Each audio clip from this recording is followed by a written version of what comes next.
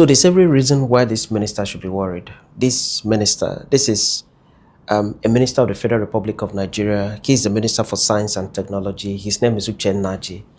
And the reports that have trickled in from Saturday till today have shown that this minister needs to be worried about what's going on. The reports that is going on about him, okay, relating to certificate forgery.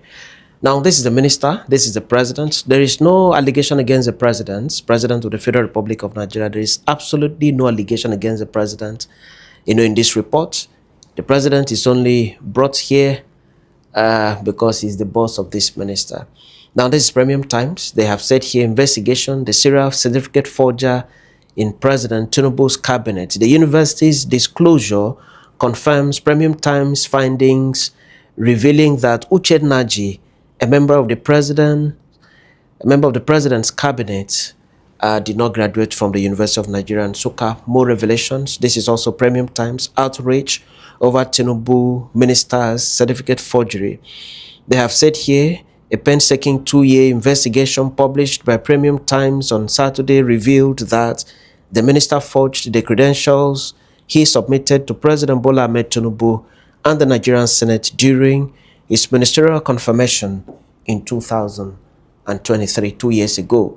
Certificate forgery, embattled minister's lawyer fumes in court over Premium Times investigation. You know, a lot of reports have been made from Saturday till now by, I think, almost every newspaper house in Nigeria, almost every media house in Nigeria has published this story. And the story is simple, that the minister forged 2 documents. One, the certificates, the first degree certificates. This is the first degree certificate that the minister submitted. And that he also forged his National Youth Service discharge certificates. Those are the 2 documents that the minister has been accused of forging. Now, let's look at these documents. This document says, by the authority of the Council of the Senate of the University of Nigeria, be it known that Jeffrey Uche Nnaji is admitted to the degree of Bachelor of Science in Microbiology and Biochemistry with 2nd class honors upper division, right? And with all the rights, privileges, and immunities appertaining thereto in consideration of the satisfactory completion in note, July 1985. I will bring you back to this date, July 1985. Upon completion of the studies and requirements as prescribed by the university, right? And it's here given at Nsukka, which is the seat of the university, Nigeria, this 14th day of December, 1985, right? 85. This is said to be the signature of the vice chancellor at the time. I don't know who he was. This is said to be the signature of the registrar at the time, right? Now, this is the National Youth Service discharge certificate, National Youth Service Corps, Certificate of National Service. This is to certify that Nnaji Jeffrey Uchechukwu has satisfactorily completed 1 year national service from 16th April 1985 to 14th May 1986. National Youth Service is supposed to be for 1 year, right? Now, if you count from 14th April 1985 to 15th May 1986, my calculation would show that would be 13 months. I also served. I did my national service. It should be 1 year. Sometimes people serve 11 months, but it should not exceed 1 year. So what happened?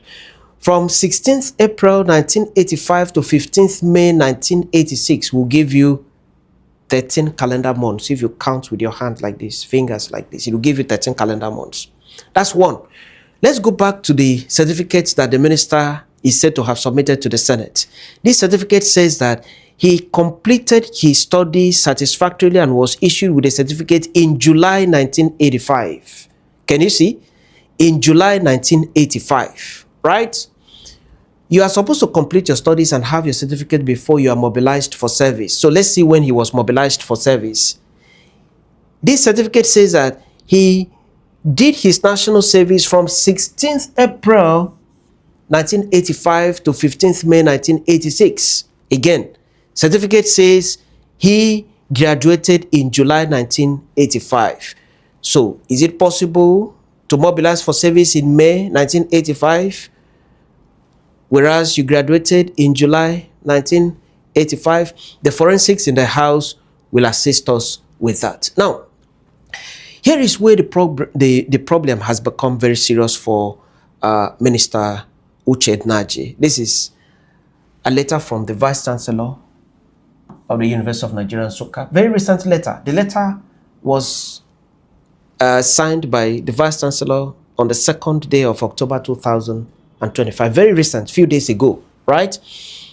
The letter is sent to Adeyemi Adeshomoju, Deputy Managing Director, Premium Times, 53 Mambolo Street, Zone 2, Wudse, Abuja. Dear sir, read Freedom of Information request on Jeffrey Uche Nnaji degree certificate. We refer to your letter dated 29th September 2025 in respect of the above subject matter. 1. We can confirm that Mr. Jeffrey Uche Nnaji, with matriculation number 1981/30725, was admitted by the University of Nigeria, Nsukka in 1981. 2. From every available record and information from University of Nigeria, Nsukka, we are unable to confirm that Mr. Jeffrey Uche Nnaji, the current Minister of Science and Technology, graduated from University of Nigeria, Nsukka in July 1985. Remember, again, the minister's certificate says that he graduated in July 1985. So the Vice Chancellor is saying we are unable to confirm that he graduated in July 1985, as there are no records of his completion of study in the University of Nigeria, Nsukka. In 1, the Vice Chancellor admitted that he was indeed given admission into the university in 1981, but he's saying that there are no records of his completion of study in the University of Nigeria, Nsukka. Every student has a file. 3, flowing from the above, the University of Nigeria, Nsukka did not, note again, did not, and consequently could not have issued the purported certificates or at all in July 1985 to Mr. Jeffrey Uche Nnaji, the current Minister of Science and Technology. This conclusion is also in consonance with a previous letter which is hereby attached according to the Vice Chancellor. If you have any further question, please do not hesitate to contact us. Yours sincerely, Professor Simon Otwanya. Okay, now I've seen this added to his name, SJD. Now, SJD is doctorate in law that is obtained from a university in the United States of America. So this man is a lawyer, a professor of law. Okay, so he understands exactly what he's doing. He understands the weight of his letter. He understands that if his letter is false, that there is a serious issue against him. And he also understands what it will mean against his person if he tells a lie. So the Vice Chancellor's letter dated 2nd October 2025 has disowned the minister. Now, let's look at the law. Let's just look at the law around all of this. What does it say? Assuming this allegation is true. Now, when allegation of certificate forgery is made against you, your saving grace is the issuing authority. If the issuing authority says that they issued the certificates to you, case closed, you don't have a case. That's the end of the matter. But if the issuing authority says that they did not issue that certificate to you, then you have a very serious case. How did you get the certificates? How did you get the certificates? If they say they never issued any such certificate, now your case becomes complicated Very seriously complicated. In fact, you are in trouble. In this case, it is the number one officer of the university, the vice chancellor, who is said to be in custody of records of the university, that has disowned the minister. In the eyes of the law, the minister is in trouble. He's in serious trouble. It is not any other person that is disowning him. It is the vice chancellor of the university who writes and acts for the university. He says, based on records available, because every student has a file. Once you enter, you have a file. Whether you have graduated or not, your file is still there. The man says that there is no record to show that the certificates that the minister presented were issued by the university. That puts the minister in a serious trouble. NYSC has also disowned him by saying that the discharge certificate was not issued by them. So, what now presents itself clearly against the minister in the eyes of the law is a case of certificate forgery. Not one certificate, but two certificates. Serious trouble. Double wahala, as the musicians would call it. What will happen to him at this point? That's the question. That's the basic question, okay, to ask now. What will happen to him at this point with all these revelations? University says, we don't know this certificate. NYSC says, this is not our own. Two certificates in trouble against one man. Now, the prosecution in a court of law, the prosecution is expected to move to the court of law against Uche Nnaji. Is expected to be moved into the court of law. So let's look at the law on this. Forgery is both a state and a federal crime in Nigeria. Every state of the federation has a provision in their own law against forgery. The federal government also has provisions against forgery, which is applicable to everybody and anybody in any part of the Federation of Nigeria. Okay, so like I said, that the federal government has their own law against forgery. If the decision of the prosecution is to use the state law in prosecuting Uche Nnaji, right, after the investigation, after they have gotten further evidence and confirmation, and then they want to take him to court, if they decide to take him under the state law, then the appropriate venue for the trial of the minister is the state high court, right? If they decide to charge him under a federal law, okay, then the prosecution will take place in the Federal High Court. It could be the Federal High Court Abuja, it could be the Federal High Court Enugu, it could be the Federal High Court Lagos, or any state of the Federation that has a Federal High Court, because the jurisdiction of the Federal High Court is federal. It covers the entire territory of Nigeria. If he's charged under the Criminal Code Act, Section 465 of that law defines forgery as making a false document or writing, knowing it to be false and with intent that it may in any way be used or acted upon as genuine. Okay, so the minister's case qualifies for this. The certificates were submitted by him to the villa. It started from there. Then he made sufficient copies, submitted to the clerk of the National Assembly, who distributed them to the senators. Okay? He submitted those things with intent for the Senate to believe that he is a graduate of the University of Nigeria and Nsukka, and that he has also gone for national service, and that he is duly qualified to be appointed as a minister of the Federal Republic of Nigeria. The intention is there, the act is there. In law, they call it the actus reus and the mens rea. These two elements are complete in the action of the minister, right? If the minister is found guilty under this law, okay, the Criminal Code Act, laws of the Federation of Nigeria, by Section 467, he is to serve a prison term of 3 years if he's found guilty. Remember, he's still presumed innocent at this point. So says the law, right? If he's found guilty, he goes in for 3 years. But there is a law that provides higher penalty, higher punishment, okay? That is, the Miscellaneous Offences Act is also an act of the National Assembly which can be applied in this circumstance. The punishment here is bigger.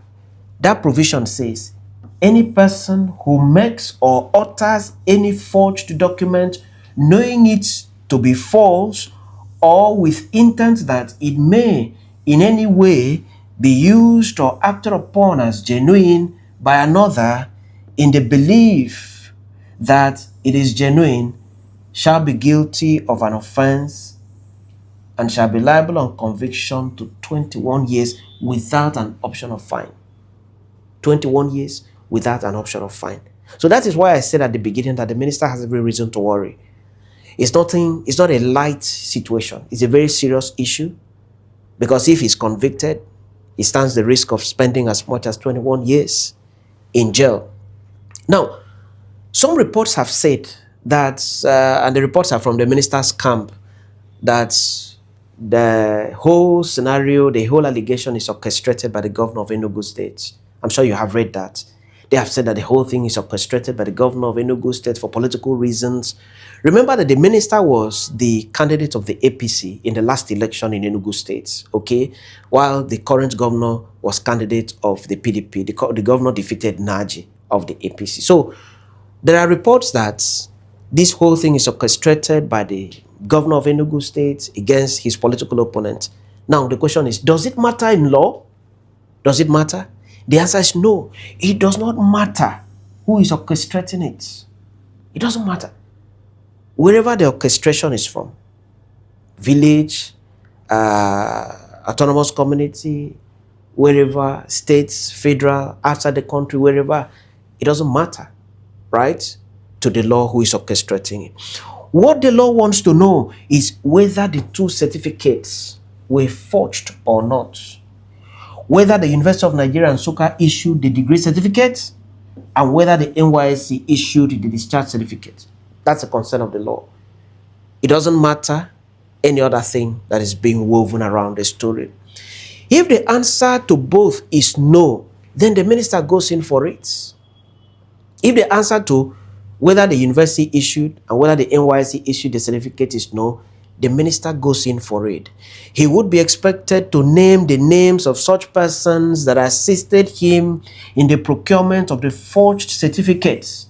And in law, all such persons are accessories to the crime and can also be arrested and prosecuted along with Nnaji and sent to jail for the offense.